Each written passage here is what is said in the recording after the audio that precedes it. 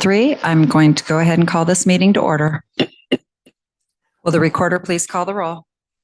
Counselor Irvin? Here. Counselor Hike? Here. Counselor Lammerman? Here.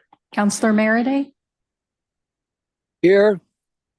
Perfect. Counselor Settlemeyer? Here. Counselor Wilson? Here. Mayor Solsby? Here. All rise for the Pledge of Allegiance.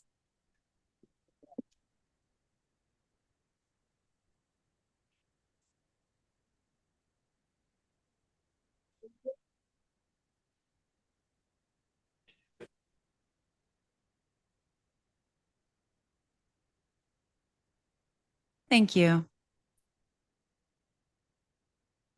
Items to be added to the agenda, there are none. Special presentations, Brown and Brown presentation.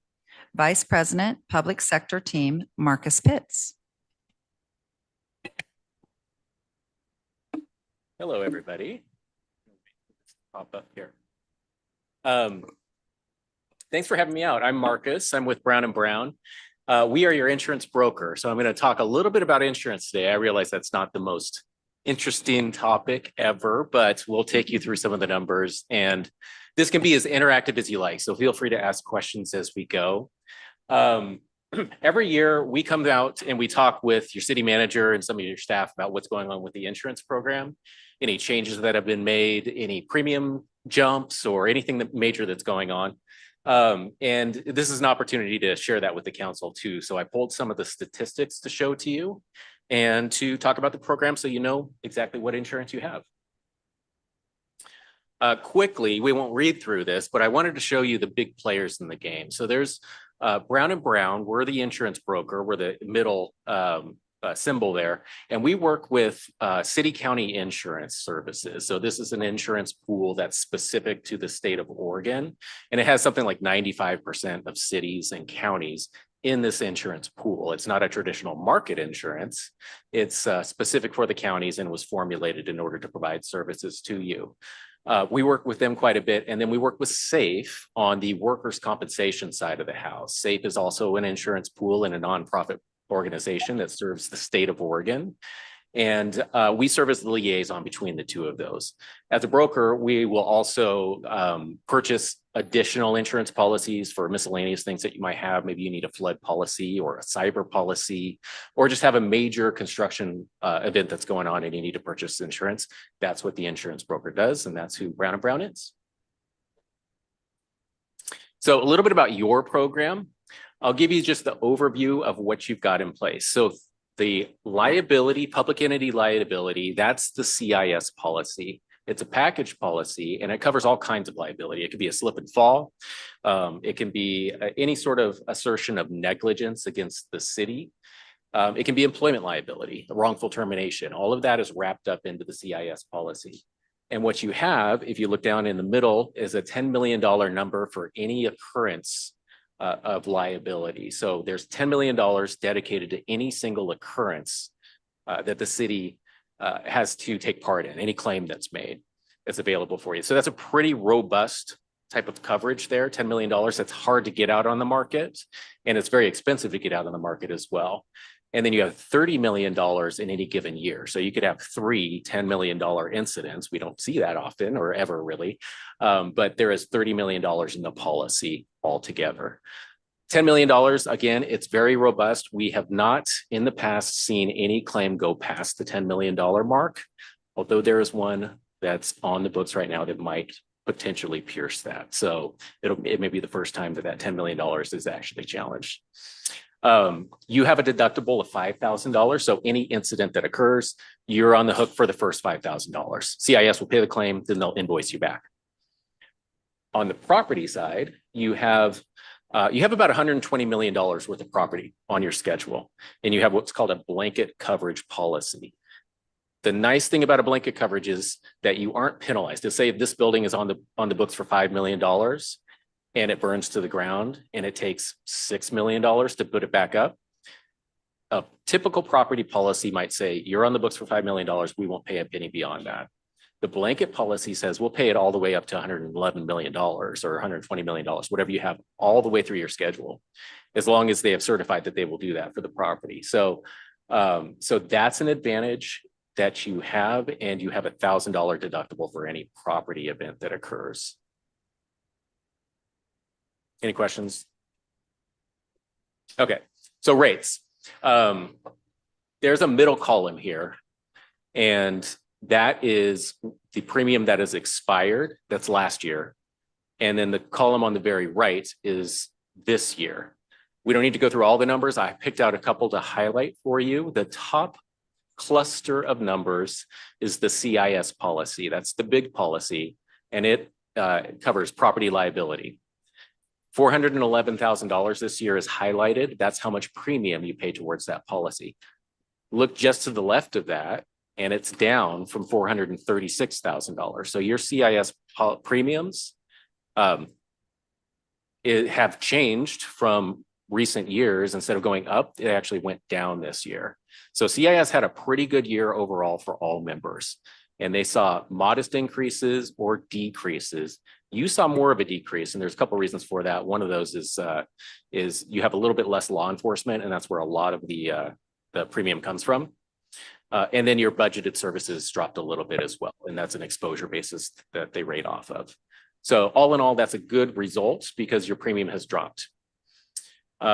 Workers' compensation, oh, I'm sorry, cyber is the next cluster there, and cyber just stayed exactly the same. Last year, We have 10,000. a question. Yeah, go for it. think, is the insurance coverage, let's say for these police officers, is that whether the positions are filled or not, or is that budgeted?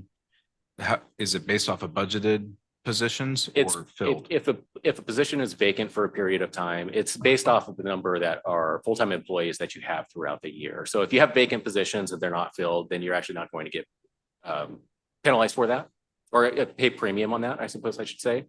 And each year you fill an application for how many budgeted law enforcement officers you have for the next year. And I think it went from 18 to 15.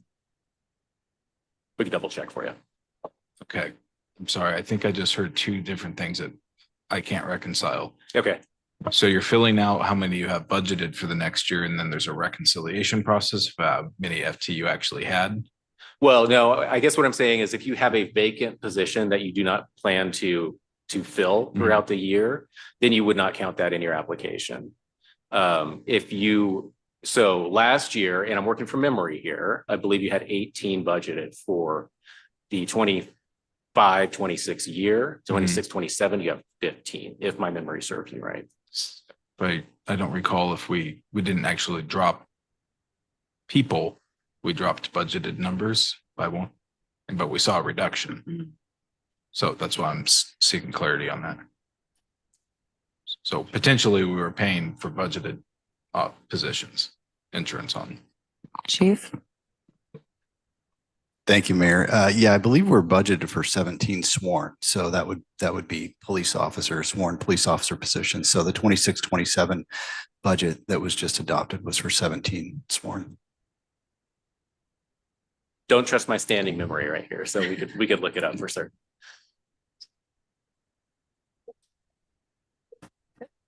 If you'd like, we can do that. Yeah, that clarity would be helpful for me. Sure. Thank you.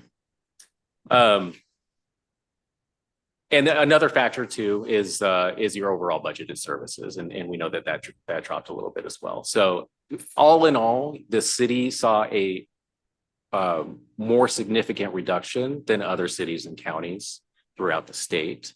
And those are two factors that we believe played into that. Cyber last year was 10,700. This year, 10,700. That remained flat. We're able to market cyber out to many different carriers, and the competition that's out there right now is keeping everybody pretty solid and steady. Workers' compensation, on the other hand, went up a pretty significant amount. So this is more due to claims experience than anything else. And we're going to see that in a subsequent slide. I'll show you the actual numbers of your claims and how that affected your workers' compensation. Here's the overall CIS numbers. So I thought this was interesting because you can kind of see the three different categories that CIS has. If you're a city or county without law enforcement or jail exposure, on average throughout the state, you saw a 2.4 reduction in your overall rates. If you are a city or county with law enforcement, but you don't have a jail, on average, you saw a 1.8% increase, which is pretty modest. And then if you do have a jail that's in your city or county, that went up 2.5% on average. And you, of course, are that middle column. So you beat that by having a decrease. Don't even try and read this. I have an arrow and it's in your packet if you want to look closely at it. But this is just the overall. At the very bottom right, you can see 11.03%. That's your total insured value for properties. This was notable this year. It went up 11% because you had a property appraisal. Every 3 to 5 years, they come out and they actually walk the properties with an appraiser. And they make sure that the properties are valued with market conditions. And typically when they come out, at least in recent years, you see a decent increase because building supplies, construction, everything has just gone up over the last 5-6 years pretty significantly. Yours went up 11%. That affected your property rates a little bit. General liability went down 10% though for you. And so it all in all, if you look at the blue arrow, netted out to about 4.21% in the rate decrease. Okay, here's the workers' compensation. I'll breeze through this pretty quickly, but I highlighted the things that I thought were interesting for you.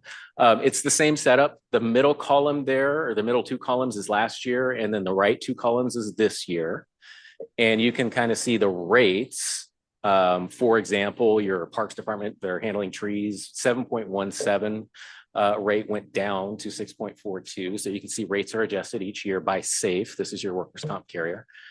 And then I highlighted police officers. That's gone up, and that's not you, that's everybody. Police officers' rates have gone up because there are significant claims, PTSD, those kinds of things are affecting workers' compensation.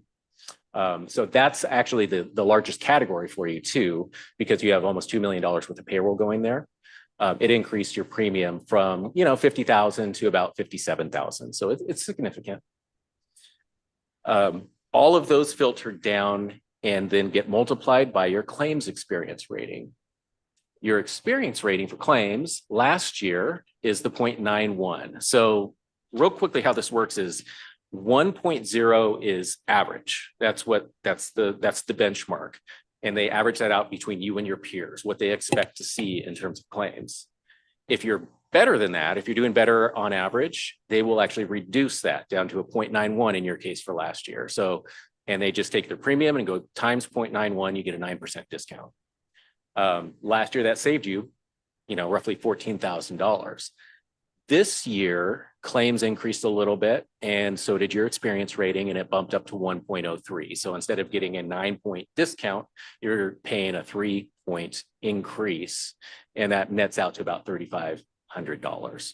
So that's how that works. You'll see on the next page the numbers that they use that go into that. They take 3 years. I highlighted the ones that they use: 2022, 2023, and 2024, because those are 3 complete years, fully matured, and they understand the impact that those years have. The incurred losses is the second highlight over there. Those are the losses that you had in workers' compensation for those years.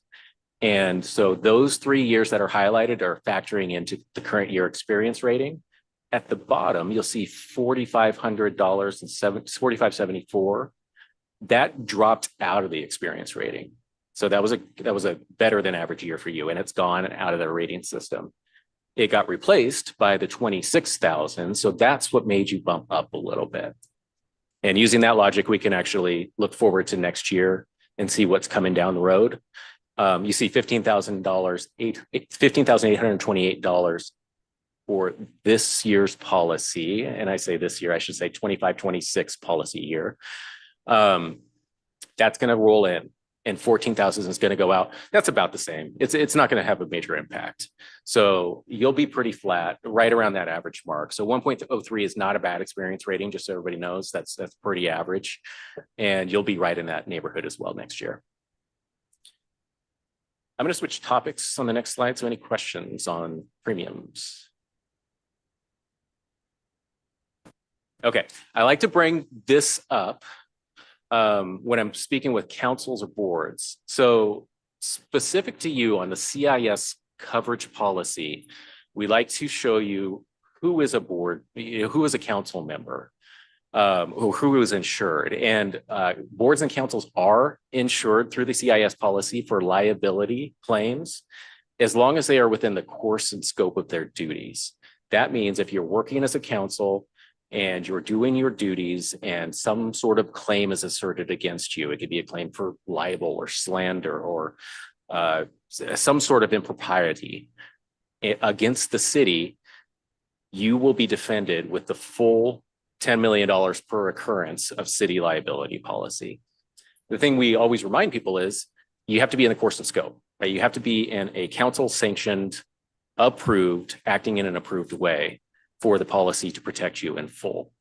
And so it's really important to understand what your duties are and try and stay within them and understand that when you're out and about and you're speaking on behalf of a council, you can pretty easily get yourself outside of the insurance coverage by misspeaking or saying something that isn't in concert with your council members or the quorum. So that's important to remember. And also we do from time to time, and I have recently seen some ethics complaints come through.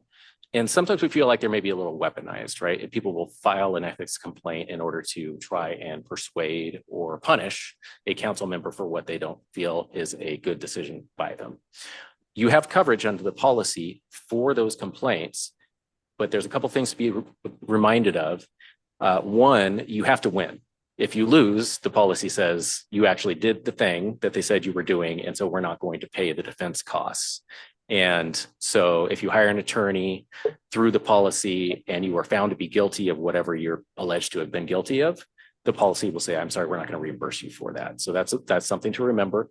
And then also at the very bottom line, the bottom bullet, for defense costs, you're limited to $25,000 per individual in the policy, $50,000 as a council as a whole for ethics, specifically for ethics, not for liability, but for ethics complaints.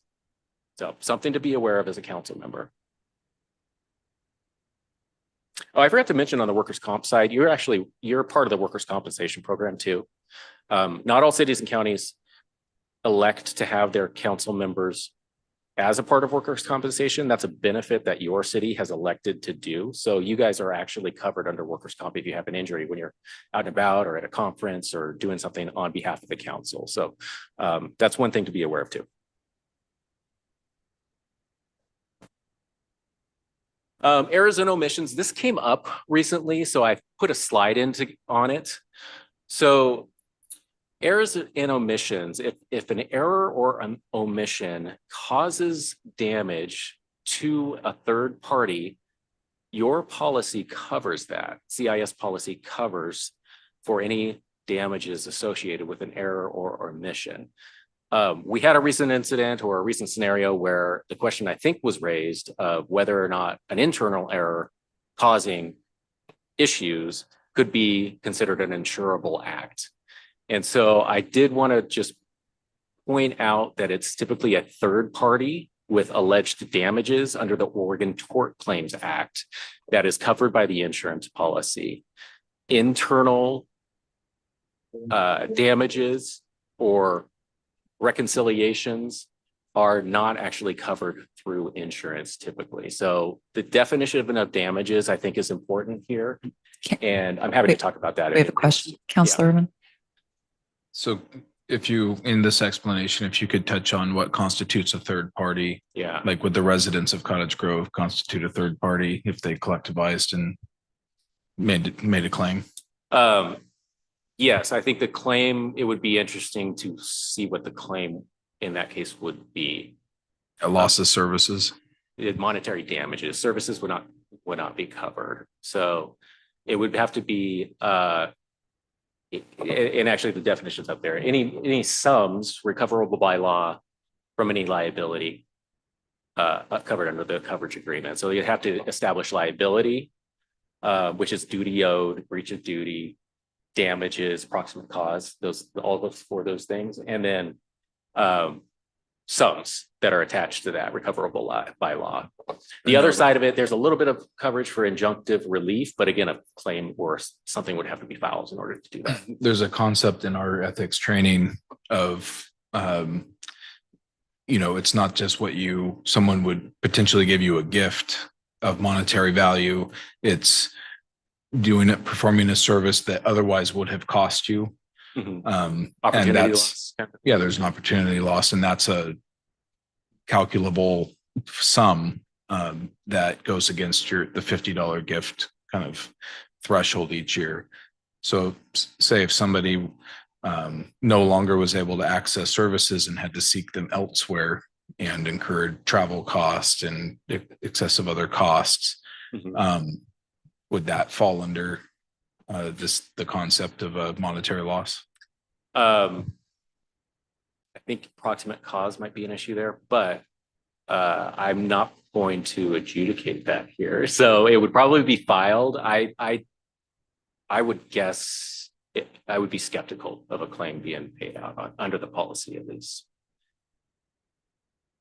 That's just my off the cuff remark here in front of you all. But yeah, what they would do is you would file a claim, a tort claim notice, and then a claim. The claims adjuster would take a look at it. They'd compare it to the policy definitions, and then they'd issue either an acceptance or a denial with an explanation behind it. I think that they would rely on the damages definition quite heavily there. It would be correct that this wouldn't even be a thing unless something was actually filed in a court where a Right. judgment was being issued. Yeah, exactly. Any other questions on that topic?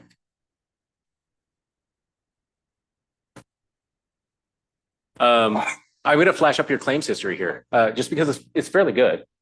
So typically CIS looks back 5 years to see how your claims are doing, and they generate a loss ratio. And if you're under 30%, you're in a pretty good range. So loss ratio is just how much are you paying in premium, and then how much is going back out in claims against the policy itself. So general liability, you can see your overall loss ratio is 20%. That's in a good range. And the 2021, 2022 year is about to drop out of the window. So you're going to be in better shape as well. And then you can see your average claim costs there too. On the property side, even better. You just had a claim in 23, 24. That's a blip there for you. And then again, every time you see those, you can kind of see how many claims are each year. And each of those years, you have a deductible associated with those claims. So if you have 4 claims, you could potentially pay 5 times 4, $20,000 worth of out-of-pocket expenses within the year for liability. Property, again, is $1,000 deductible, so that'd be quite a bit less. But overall, you're doing well. Oh, and at the bottom, I put in the experience rating. 1.111 from CIS down to 1.05. They rated a little bit differently than workers' comp. That's actually a very solid rating. Other questions? Okay, thanks for the opportunity. Thank you.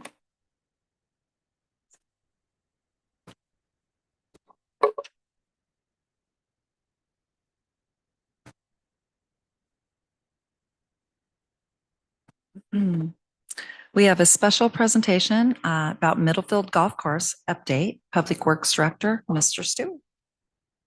Thank you, Mayor, and good evening, Council. So this evening, I wanted to share a little bit of history on the golf course and also the achievements that we've done this past year. First, I'd like to recognize, I believe with this, we have Roger Van Day, the course superintendent.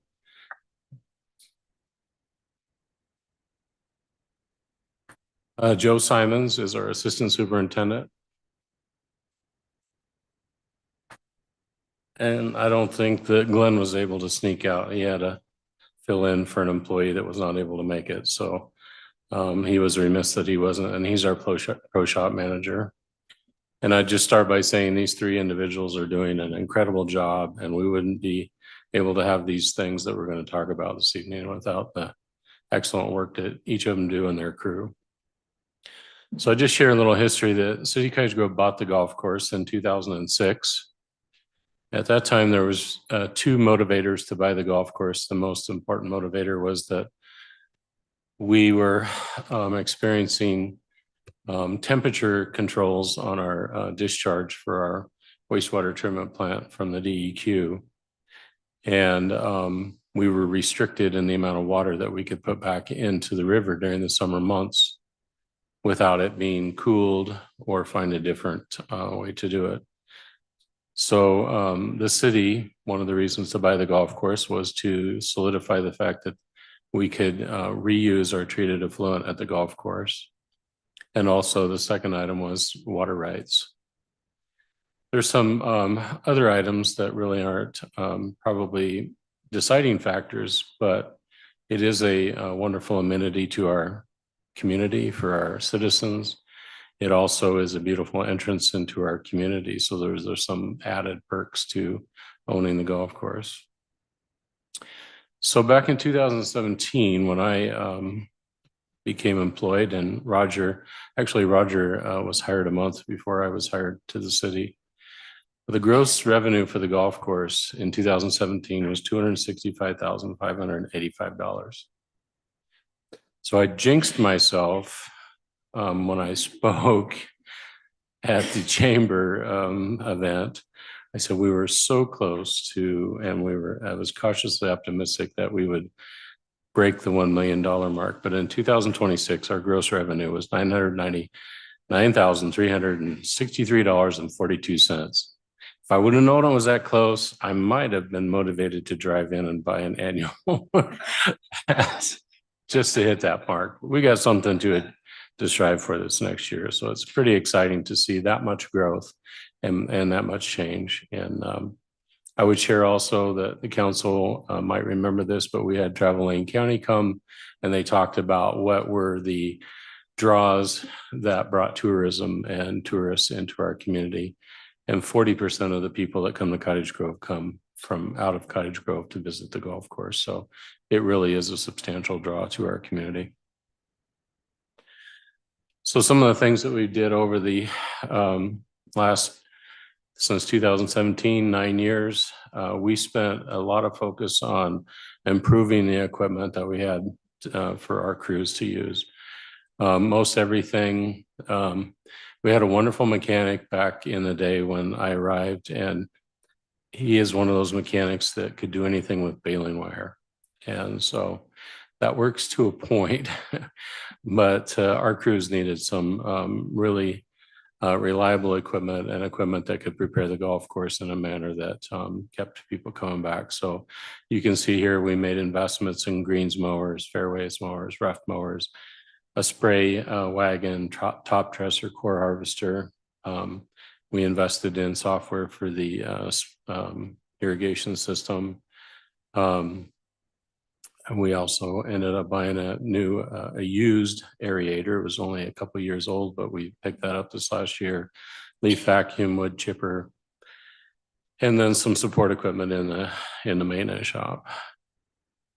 Some of the things that we did outside the golf course over this past year, we opened a brand new tee box for hole number 1, which has been a very successful and welcomed item to the golf course. We also, a few years ago, built a new tee box for hole number 4, which actually moved the course, that hole, from a par 3 to a par 4 that took us from an executive golf course to an actual rated golf course. So that was somewhat significant. And then in the 2024, we had the ice storm, which essentially devastated the golf course. It took 3 months for our crews to clean up the mess. And then with the support of FEMA, we got reimbursement for that and also paid for resurfacing all of our cart paths, which was really good. This past year, our crew has worked diligently on fixing our irrigation and sprinklers. If you happen to go out to the golf course, or if you're a golfer, you'll notice that this time of the year, last year and previous years, we had some pretty dry spots out on the course. And I can attest from golfing last Thursday, I don't think the golf course in my lifetime's ever looked as good as it is today. I mean, the greens were fabulous, the roughs, fairways, collars around the greens. I mean, it was just incredible. And what was that? Well, I will share that my son and I had our best game. in the best ball for our Thursday night league. So we're still trying to work hard. We were 5 over, but we did not 3-putt a single hole. So it was awesome. But anyway, we also, during this period of time, we built a new golf cart storage barn, which doubled the capacity of our ability to store carts for private owned carts. And also the previous one was an outdoor shed. This one is an actual protected barn, which is much nicer for the folks storing their carts. And then we converted the old driving range at the sheds to golf cart storage, because one of the significant things that we've done over the years is when I first got here, I believe we had about 20 gas-powered golf carts with an average age of they were produced in 1998. So they were very old, not very reliable. And so we got to a point where we were able to buy 40 used electric carts. And then the past 2 years, we'd have been able to start renewing those 40 carts with brand new carts. So we're in a process of replenishing and upgrading our equipment that's used. And one of the things that you might see in there is we've probably, this past year, our golf cart fees were $227,000 that we took in. I bet back in 2017, probably only netted about $30,000. So that was a huge opportunity and a much needed asset to improve the play. We also, for events, we created a new covered event space. This past month, we also improved the landscaping around our entrance sign and our golfer. We got more projects that we want to do. In the pro shop investments, I already mentioned, we purchased new golf carts. We also, in 2024, purchased a software called Lightspeed. And that has really helped our point of sale system in the pro shop. It's allowing people to book their tee times on over the computer, saving phone calls or walk-ins. That's helping the staff a little bit. We've also created a new website. One of the things Lightspeed does is they do campaigns, and they'll do 4 for us each year, where we can push out campaigns to increase members in our men's and women's leagues, or on tournaments or holiday sales. We can push out things through social media and various different venues, which has really made a difference. We also made a significant investment in security cameras around the course. Now we're able to attempt to watch how folks are playing during the day. We also can, if somebody comes out and vandalizes the course, there's a chance that we can get some footage that'll be able to help us determine who did that, and then hopefully get some corrective action. So that's been very good. And then about 3 years ago, we built a simulator. Maybe it was 4 years ago, we built a simulator room. And I hope in our future improvements that we'll be able to take and remodel the pro shop and bring the simulator into the pro shop, where it's more readily accessible, a bigger space that might accommodate, more of a party or a group of people to come in and play and have an enjoyable experience. So we're still striving to do that. And this year we've also got planned to add security cameras on hole number 10 in our maintenance building and the private cart storage building. So we're just continuing to try to improve our security component to keeping our investment safe. Another item that we're doing here in the next couple of weeks is bringing power out to the events area, so that we don't have cords strung all over the place for sound equipment and everything. So we're trying to make that a more user-friendly, safe place. And then hopefully we'll look towards trying to get an aerator to start aerating our fairways and just improving the course overall, even above what we've seen. I would also share with you just some they're hard to read, but you can see on the screen, the multicolored component, that is book tea times. I took that I think it was last Friday or Saturday. And you can see the entire morning is completely booked with golfers. It gets to about 1 o'clock, then there'll start being spaces, and it's just really neat to see the amount of folks that are coming to use the course. And then the other thing that Lightspeed does is we can check the day-to-day activities. So yesterday we had 161 rounds of golf played, which is 50% of what's available at the golf course. And it generated $6,361. The software even goes into the point there was 53 soft drinks sold that were alcoholic and 66 that were non-alcoholic. I mean, so you just kind of go through and you can see what people are purchasing, and that just helps our manager manage the course and make sure he has the supplies necessary to meet the needs of the folks that are coming. So I appreciate the opportunity to share this information with the council, and it's really satisfying to see where this course has been and where it is today. So thank you. Thank you, Director Stewart. I just want to mention that if everyone does not remember when the city first purchased the course, it was quite controversial. And there were a lot of people that were against the purchase. And so I want to commend all staff for growing this course and all your hard work. And it's been a great thing for the city of Cottage Grove. Thank you. And I would say, and I can't stress enough about how incredible our employees are.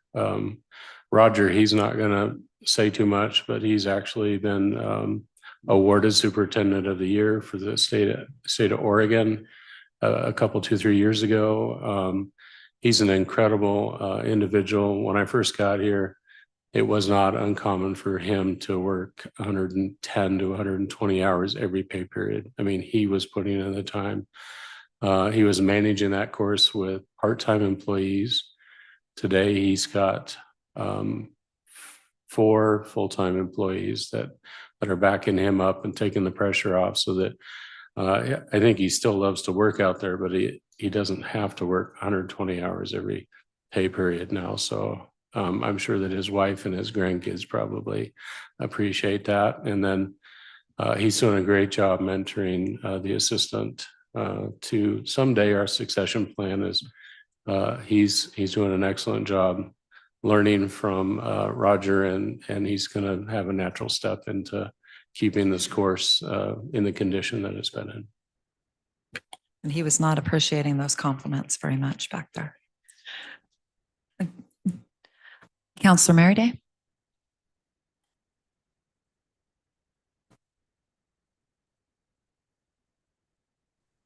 Sorry, I had trouble with the mute factor. Yeah, I wanted to echo on your statement about the controversy of the golf course.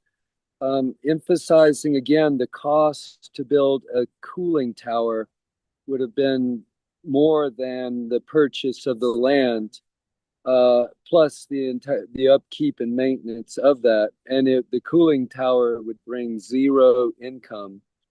What's happened now is we've acquired additional water rights. We've acquired additional real estate that, should we ever get out of the golf business and go to a closed loop water system due to drought, that could be used for housing. So it was a win-win-win, and I can't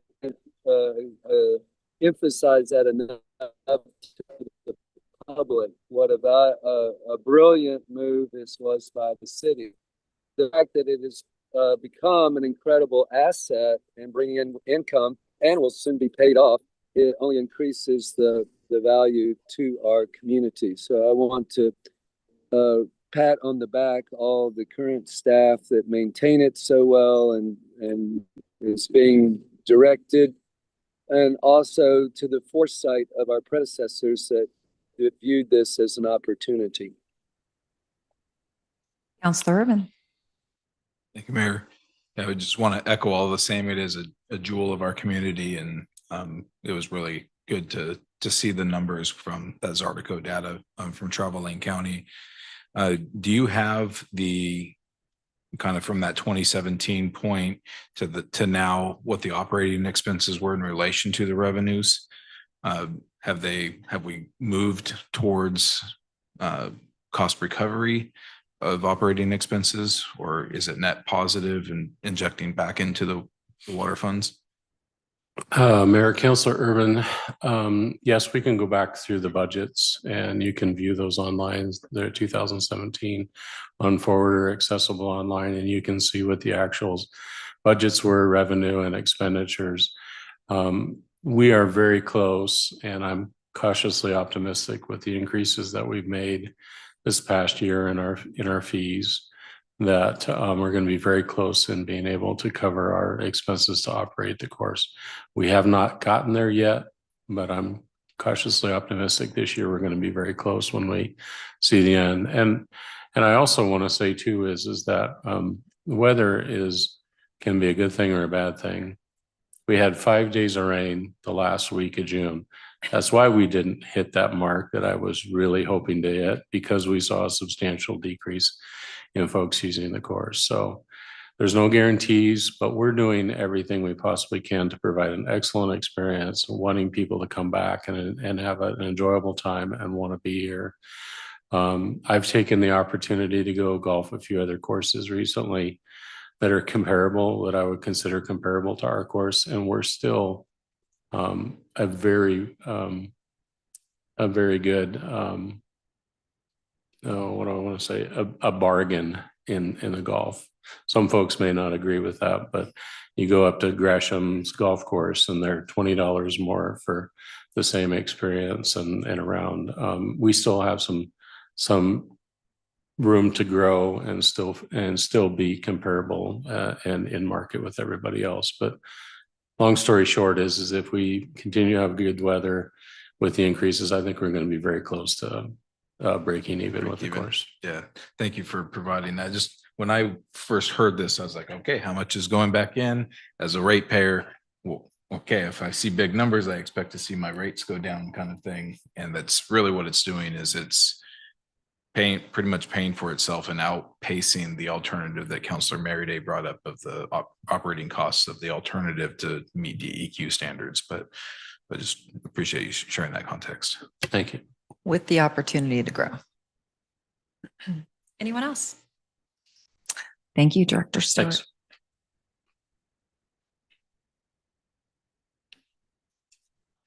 Appearance of interested citizens. This is a time for citizen comment. The council will first take comments addressing items not listed on the agenda for a maximum of 30 minutes. The council will then take comments addressing action items on the agenda for a maximum of 30 minutes. Individual speakers must be recognized by the presiding officer, provide their name, identify whether they are city resident, and if so, their ward. Please limit comments to 3 minutes or less with council approval. Comments regarding any matter scheduled for a public hearing may be provided only during that hearing. The council will not make any decisions based on public comment. However, staff and council may choose to ask questions or comment following the conclusion of citizen comments. We only have one person signed up, and that is Donald Norton.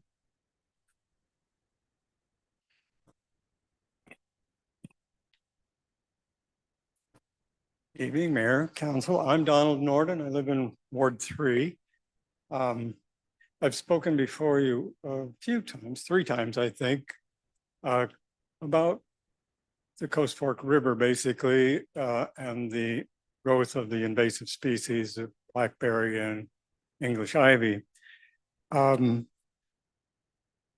November of 24, I spoke about organizing the Benny Hubble project, which then was an opportunity to honor an earlier resident who took time to try to clear the blackberries away from the riverbanks.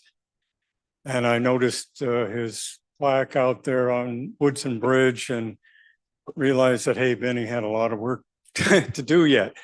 And that project took on in November of 24 and pretty much through March of 25, and had cleared the blackberries mostly from the Chambers Street, Chambers Bridge Park down South River Road. Now that's mostly the project was to work on publicly owned property, but most of the South River Road was privately owned property. Although the people who live there were happy to have me come and cut blackberries along the river. And I think that's one of the best observation points of the effort, because we'd also gone into Prospectors Park and Riverside Park. And I managed to get some volunteers coming down from Eugene to help. We did probably a third of Riverside Park when it became the thing like, well, we're not allowed to do that because of the maps that are drawn for, the Corps of Engineer presents the maps for the floodway and the floodplain, and, where the color changes on the map, we're not allowed to clear the blackberries. Although subsequent investigation myself saw that there's really not a prohibition there. It's more of like getting a waiver. So as I said, a couple of times I come to the council before, it was like, all we have to do is fill out the form and then the Corps of Engineers will provide the waiver. In fact, University of Oregon had provided grant money to do essentially the same thing that Benny Hubble project had done. So I invited you all to go look at those parks last year, but now if you go now, you can kind of see, okay, this is what happens when we don't do anything. We just let the blackberries go. The proposal was to invite the public to put up a few pouches and some tools and hang them along the course of the river. And of course, we need permission from the council to do that. And they would have, some instructions and an invitation and hopefully engage the community as much to get involved in this. Just the actions from last year prove that this is possible. It's just a matter of invitation. We didn't ask for $1 from the budget. We didn't ask for 1 hour of time from the community or Public Works. This is just an opportunity for the community to become involved and just give us the permission to hang a few tools up and put a sign out and invite the public to do it. And it can be done with simple hand tools. And so I'm asking you now to put this project on the agenda and for a future meeting. You'll find a proper place in the calendar where it all fits and stuff. But invite the rest of the public to come in and have this discussion. And if you don't want to do it, then at least come together and say, this is not the right thing for this council to do. It's not the right thing for this community to do. But at least have the discussion, invite our community to come in and say, hey, this is this opportunity to try something out. And we know all along all the rivers of the state of Oregon are covered with Armenian blackberry. And when you cut it back, it just makes it like a park. We enjoy, the Riverside Park is hardly a Riverside Park if you can't even see the river. It's behind the blackberries there somewhere. But if you cut them away, then people can access the river. And you see that all along South River Road. The public is going down, accessing the river. You see the little pathways and you walk down the river, you'll see somebody sitting on a rock reading a book. There'll be the kids out in the stream playing. There'll be people with their dogs, people walking by. It's a very active place and invitation for the community now. If we had the software that Faye presented to us earlier, how much could we show a gain for this community if our rivers were open and available? Would we be renting kayaks? Could we put that into the software? Would we be having more bicycle activity because the paths are there? And we do have a community path project that I guess is going to be worked on this year. I certainly hope so. You guys were all involved in that budget decision. I don't need to go on. I think I've said this before. I just ask you now to consider it, put it on the agenda, and give the community a chance to have this discussion. Thank you, Mr. Thank you Norton. all.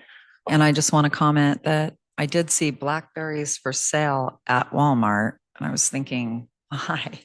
But does anyone have any comments for this? Appreciate it. Thank you. All right.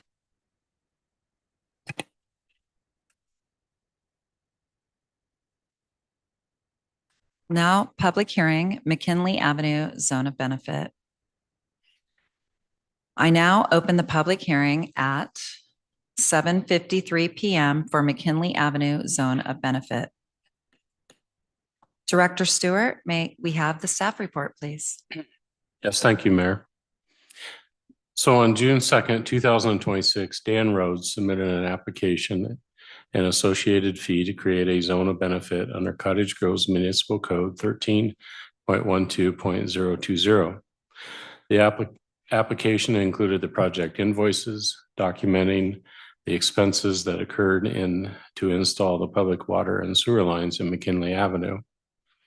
Branch Engineering reviewed and verified the expenses, which totaled $162,420.56. Branch also determined which lots would directly benefit from the new public water and sewer lines for inclusion in the zone that's being proposed in the attached ordinance.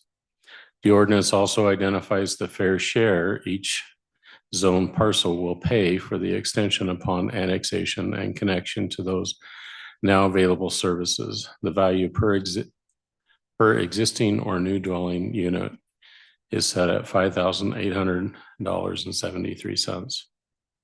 So I would share that a public hearing is not required, but in an effort to hear from everybody, we are hosting this public hearing. 12 certified letters went out to notifying each of the property owners of the proposed zone formation, were sent on July 2nd, 2026 per Cottage Grove Municipal Code 13.12.020. The city also chose to place, a public hearing notice in the Chronicle, which was published on Thursday, July 9th. Thursday, July 9th edition. Legal counsel assisted with the preparation and attached proposed ordinance.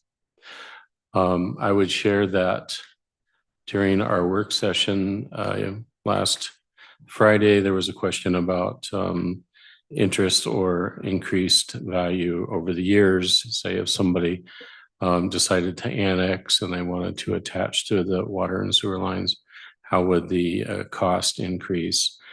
And essentially, according to our code 13.12.030, in the charges, the construction cost index shall be determined from figures published in the Engineering News New Record magazine for the 20 cities. A pro rata share of the original cost of the extensions, which are accessible to each property in the zone of benefit, shall be included in the ordinance. So essentially, it's the same thing that we do each year when we increase our SDC fees each year by the increase in cost of services that are provided. To date, I have not received any written or correspondence from any of the folks that we sent public notices to.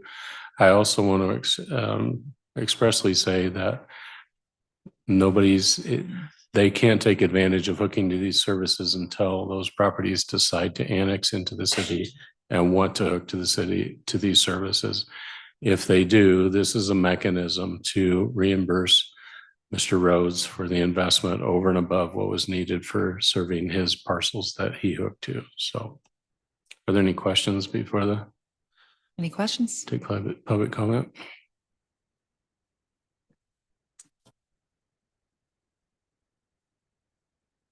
We will now hear public testimony. Please state your name and address for the record. Is there any public testimony?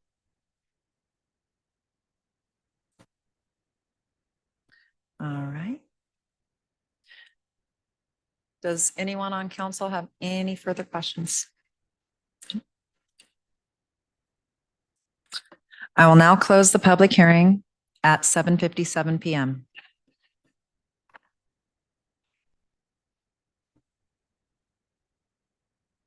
Consent agenda. Counselor Irvin. Thank you, Mayor. I move the council approve the consent agenda. Second. We have a motion with the second. Will the recorder please call the roll?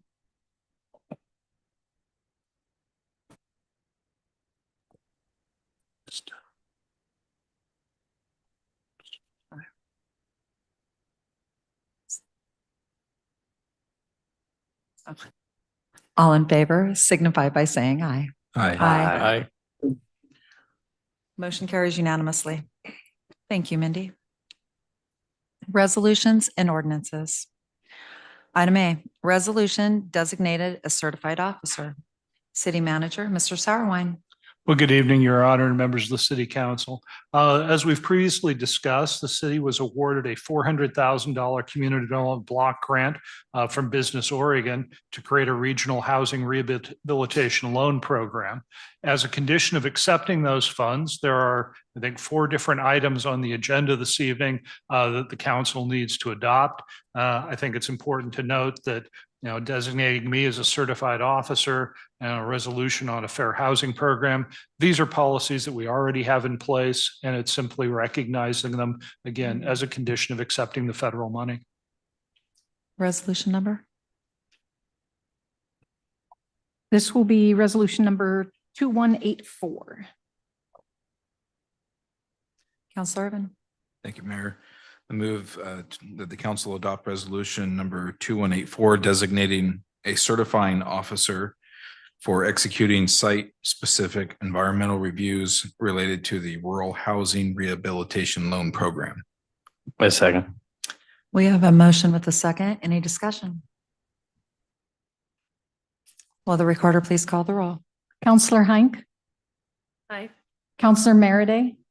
Aye. Counselor Lammerman. Aye. Counselor Irvin. Aye. Counselor Settelmeyer. Aye. Counselor Wilson. Aye. Mayor Soulsby. Aye. Motion carries unanimously. Resolution for Fair Housing Program. City Manager, Mr. Sauerwein. Well, good evening again, Your Honor. As I said, this is a policy which is already in place, but we're required to adopt the resolution as a condition of accepting the funds. Counselor Irvin.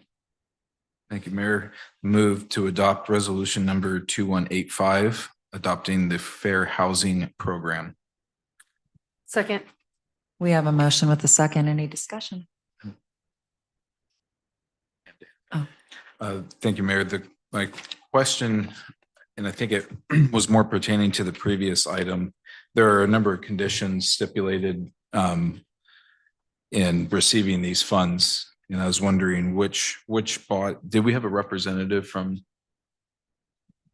this contract speaking?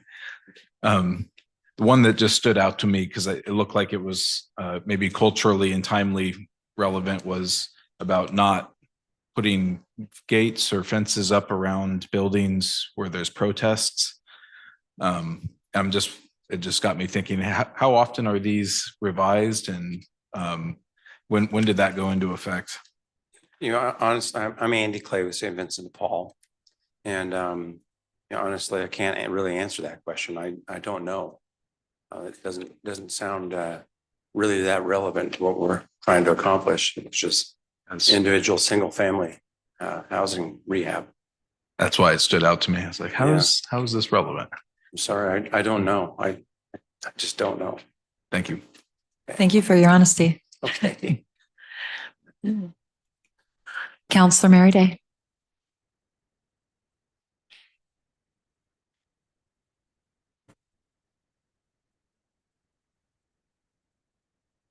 Counselor Merida. Merida, can you hear us?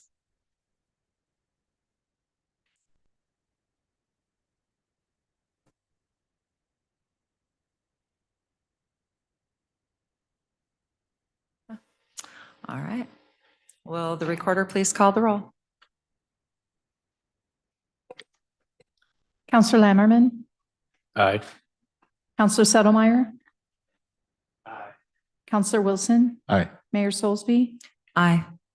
Counselor Hink. Aye. Counselor Irvin. Aye. And we have lost connectivity with Counselor Merida. So I'm going to record that as 6-0 and then make a note in the minutes. Thank you. Item C, ordinance approving the McKinley Avenue Zone of Benefit. Public Works Director, Mr. Stewart. Thank you, Mayor. So City Council has held a public hearing regarding the creation of the McKinley Avenue Zone of Benefit. It's now appropriate for the City Council to deliberate on the proposed ordinance. Staff is recommending that approving the McKinley Zone of Benefit. And this would be ordinance number 3209. Counselor Irvin. Thank you, Mayor. I move that the city council adopt ordinance number 3209, approving the creation of the McKinley Avenue Zone of Benefit. Second. We have a motion with a second. Is there any discussion? I see none. Will the recorder please call the roll? Counselor Wilson, Aye. Counselor Settlemyre, Aye. Counselor Irvin, Aye. Counselor Lammerman, Aye. Counselor Hink, Aye. Mayor Silsby. Aye. And once again, I'll note in the minutes that we've lost connectivity with Counselor Merity. Thank you. 6-0. All right, item D has been removed from the agenda. Mr. Sauerwein. Just as a quick explanation, Your Honor, when someone applies to annex their property into the city, they are allowed to apply for what's called an expedited procedure, which essentially means that the neighbors are notified of the annexation, but we don't schedule a public hearing. If any one of those folks who is notified or another neighbor actually requests a public hearing, only takes one, then we, move on to have a public hearing. So in this particular case of this annexation, we will be scheduling a public hearing in the coming months. Thank you. All right. Business from the City Council, award of 21st Street Waterline Replacement Contract. And I have a conflict of interest. Our son is the owner of Pacific Excavation.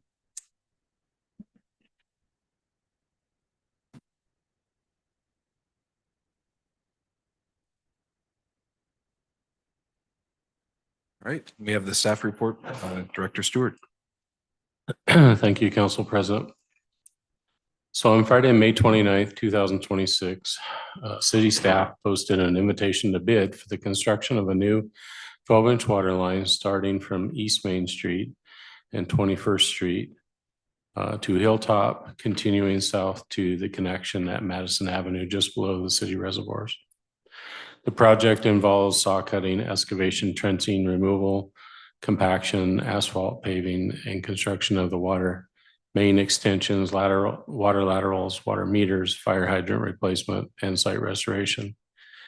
The engineer's estimate for this project was $562,107.20. Sealed bids were due by 2 p.m. on June 25th, 2026 at Branch Engineering, which is located at 310 5th Street in Springfield. The intent to bid was advertised on May 29th, 2026 in the Daily Journal of Commerce. 3 bids were received and opened on June 25th, and they were as follows. Pacific Excavation, Inc. for $451,408. H&J Construction, which was $482,335.50. And BAP Construction for $575,065. Bid packages have been reviewed and found all to be responsible and responsive. Branch Engineering's recommendation is to award the contract to Pacific Excavation as the low bidder. And that is what staff's recommendation is also. And with that, there is a motion here to approve or award the 21st Street Waterline Replacement Contract to Pacific Excavation for $451,408 and direct the city manager to sign the contract and all associated documents. Councilor Lammerman. Council, I move that the city council award the 21st Street Waterline Replacement Contract to Pacific Excavation, Inc. for $451,408.00 and direct the city manager to sign the contract and all associated documents. Second. We have a motion and a second. Any discussion? Is Bab Construction the same thing as Delta Construction? Yes, they're the same, essentially the same company. Okay. Will the recorder please call the roll? Counselor Settlemyre, Aye. Counselor Wilson, Aye. Counselor Lammerman, Aye. Counselor Hine, Chair Irvin. Aye. And the minute's going to reflect again that Counselor Merriday, we've lost connectivity, and Mayor Soulsby has recused herself from the discussion and vote. Motion Thank you, Mr. carries. Roberts.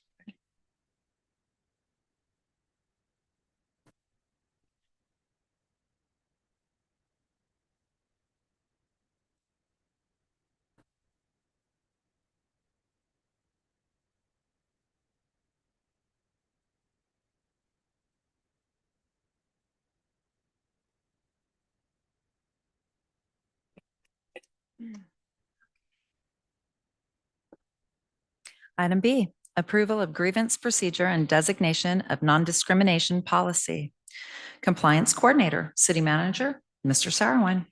Good evening again, Your Honor, and members of the council. As I previously stated, the city applied and was awarded a $400,000 community development block grant. Try saying that 3 times fast. From Business Oregon for a regional housing rehabilitation loan program. And as a condition of accepting those funds, we need to establish a grievance procedure and also designate a compliance officer. Counselor Irvin. I'll try to say it one time slowly. I move to approve the Regional Housing Rehabilitation Loan Program grievance procedure and designate the city manager as the compliance coordinator for the non-discrimination policy and authorize the city manager to sign the related documents. Second. We have a motion with the second. Is there any questions? Any conversation? No. Counselor Settlemyre. I tried to sort out all of this in piles. I'm sorry I was missing Friday, but it isn't that I don't like this, but I think this is the last time we're voting on this. And I wanted to shove in here somewhere the celebration that there's going to be $300,000 of grants for people in the community, but it's over 2 years is kind of our timeline. Is now the time to ask, do we anticipate that that's going to be a problem getting that kind of funds out in our community and that timeline with these kinds of guidelines? Well, actually, I think that we'll have pretty good success because we have a very strong list of people showing interest. But yeah, you're right. There's a lot of administrative tasks that have to get cleared before we can start, really helping folks. But we're actually knocking quite a few of them out today, or tonight. And I'll be working on the area-wide environmental review while we're finishing up some other administrative tasks. Wonderful. Counselor Irvin. Thank you, Mary. And just, for those listening, if you would just, what should the community anticipate? How can they, who should they contact? What can they expect from this coming to the town? Yeah, so they can contact me, Andy Clay, St. Vincent de Paul, and they can call me on my cell phone. That's one way of contacting me, 541-501-0894. I can be emailed at andy.clay@svdp.us. Can be contacted through our website as well. Right now, we have about 40 people on an active waiting list. Once we get to the point where we have most of our administrative tasks out of the way, I'll be mailing applications out directly to them. But folks that are interested can still let me know, and I will get them on our mailing list as well. Mr. Sauerwein. And we also plan to publicize this. I think we'll get the information out, starting with like this Friday's Friday update. And we'll make it available in the future in other formats as well. So. Appreciate it. Thank you.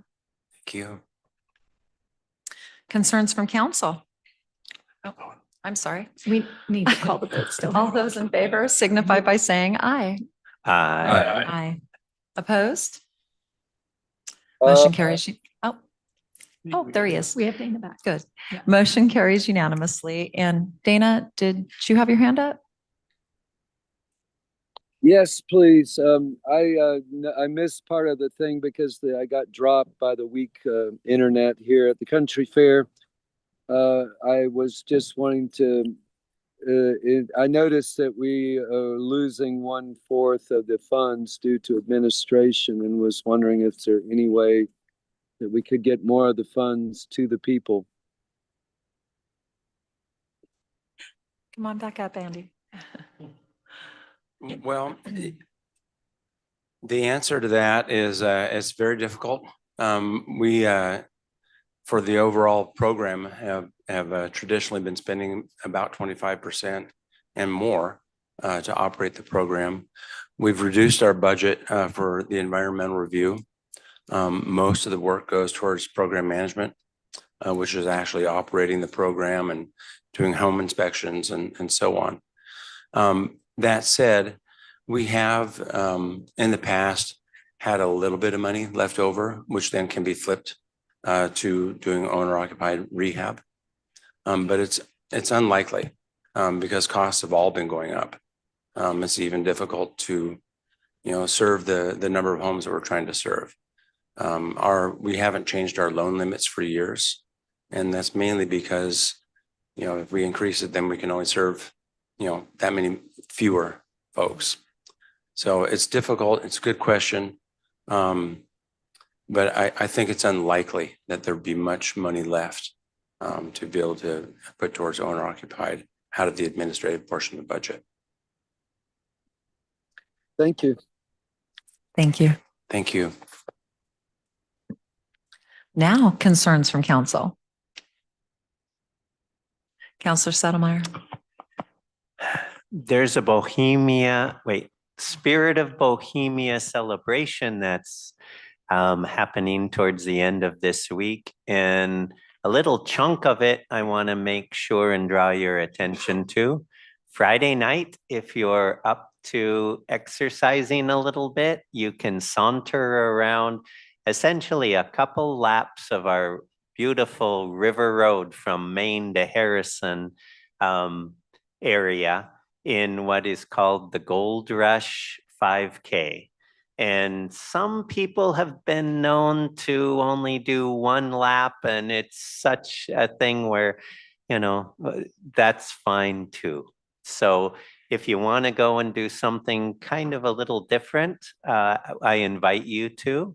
South Valley Athletic is a partner with us. If you go to their website, if you go to runcgrun.org on the internet, there's essentially some more things to talk about. And then if any of you are around little kids at the beginning of the parade, we've been granted permission to try what we call the Gold Dash again, right before the parade hits Main Street. Why not let the kids run up and down? Well, just in one direction on Main Street. We'll meet at 10th and Main, and some people will run to essentially 7th Street, and some will run from the same intersection down to the very beginning of Coiner Park. That's about 250 meters, and they get some kind of ice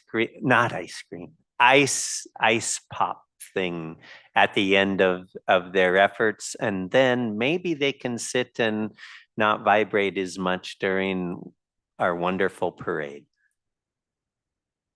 They're tiring them out.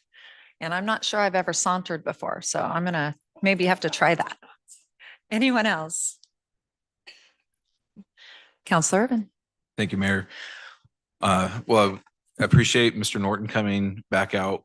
The concept of having beautified rivers, when we have such an asset in our town as waterways going through town, is something that I'm in full support of. How we get there, I have met with some staff on this issue.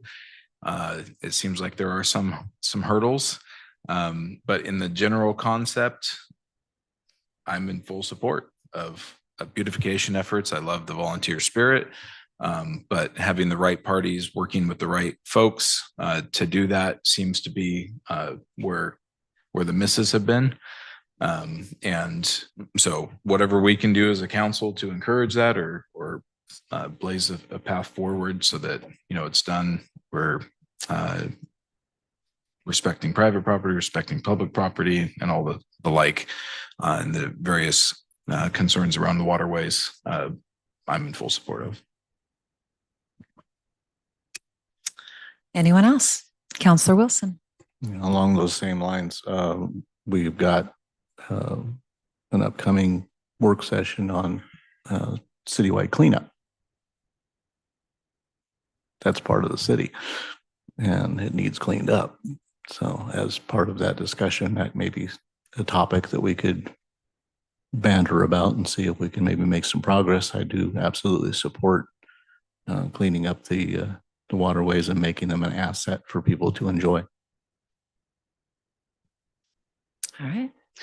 I just have one thing to say. I have talked about before that the city of Cottage Grove was incredibly fortunate to be gifted a beautiful mural from the Portland group that has joined the Wall Dogs. It's a group of 30 artists, and they painted a teaser mural for us, and it was absolutely free. All we paid for were the supplies. And so I don't believe that's ever been done in the history of Wild Dogs, that they have just came together on their own and gifted it to a city. They're so excited about coming to Cottage Grove that they wanted to get the word out for us. And they even drove it to us and dropped it off. So it's amazing. Cottage Grove has some good karma coming our way right now. And I want to announce that we actually had to get a sign permit for it, and our city manager actually put in for it. And so we had to jump through all those same hoops. And we are going to unveil that on Friday at noon. And that is going to be the backside of Little Caesars. And it'll be put up and then covered until then. And then we're going to unveil it. And so we are really hopeful that everyone will come and join us. It's a great time to show some appreciation for the talent and the generosity of all the artists that are going to come to our city in 2027. So hope that you'll all be there. All right. Oh, the lights hit just right where I can't see his hand. Counselor Mary Day. Well, as mayor of Bohemia City, I would not only encourage, I would almost demand that the citizens dress properly, as bespeaking the times. Dress the part this year in Bohemia Mind Days, and to create the effect of turning back the clock for 100 years or more to the times we are portraying in our festival. So hit your thrift stores, dig through your closets, and put on some airs to show up. We'll be having Orcart races, youth Orcart races, the kitty parade, costume, beard contest, pie eating contest, the feud games. There'll be history talks, wonderful music. The vendors will be also involved in recreating the look in their booth and clothing, many of them. So join in and dress the part, please. It'll be Thursday, Friday, and Saturday. Check the Bohemia Nugget and this week's Sentinel, or go to Spirit of Bohemia Mining Days website to get a complete schedule and come play in Bohemia City. Thank you, Counselor Mary Day. I just want to state that I didn't know that America demand, and it's not really right that I'm just learning this at the end of my term. All right. No one else? Business from the city manager. Well, good evening again, Your Honor, members of the council. As we've previously discussed, the under 20 World Track and Field Championships are coming to Hayward Field next month. And our friends from Botswana will be here again with the team. And first off, I just want to give a huge thank you to Georgia, who's here in the back. She loves applause. Hey. And also to Shauna Nye, who are the two folks who are really taking the lead on this project. So the folks from Botswana will be arriving on Friday, July 31st. And we have several events over the course of the weekend that we'd like to get everybody involved in. More details to come forward later. But on Saturday, August 1st, they'll be over at the Speedway. We've sponsored a box, and they're going to let the team drop the flag at the first race. On Sunday, Georgia and Shauna are going to be taking them out to Cottage Grove Lake. We've got paddle boards, we've got kayaks, we've got bikes. Everybody's going to be welcome to join them. And then on Monday, this is where the city council fits in. We'd like to have a farewell dinner with the elected officials on Monday, August 3rd. So, don't have to let me know in the next 3 minutes, but, let Mindy and I know if you're going to be available that evening. We're still considering a couple different locations for dinner, but, we'll get you more information on that. But please let me know if the council members are available for a dinner on Monday, August 3rd. And then on Tuesday, August 4th, we'll be having an exit parade out of town, as we did with the last group from Botswana. And the chief is going to be having some of our police officers lead the exit parade. And we'll be getting a lot of information out to citizens so everybody can wave goodbye to them as they drive 20 minutes up the road and check into the dorms at U of O so that they can compete in the under 20 championships the following days. So again, more details to come. And as I said, huge thank you to Shauna and Georgia for all of the work that they've done on this project. And that would conclude my report. Thank you. There's no city attorney tonight. Items removed from the consent agenda. There are none.